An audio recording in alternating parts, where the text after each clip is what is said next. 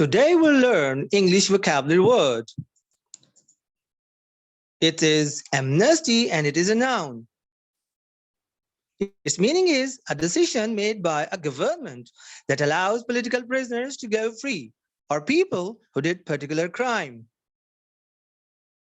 Its pronunciation in UK and US English is same and it is amnesty. Its synonyms are pardon, forgiveness.